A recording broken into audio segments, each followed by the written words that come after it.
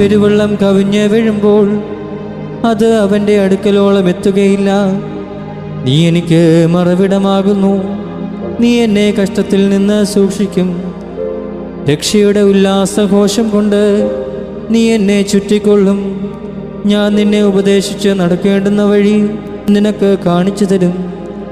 ഞാൻ നിന്റെ മേൽ ദൃഷ്ടി വച്ചു നിനക്ക് ആലോചന പറഞ്ഞു തരും. നിങ്ങൾ ബുദ്ധിയില്ലാത്ത കുതിരയെയും കോവർ കഴുതയെയും പോലെ ആകരുത്.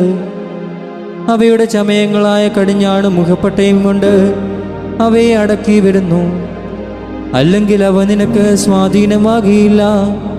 ദുഷ്ടന് വളരെ വേദനകളുണ്ട്.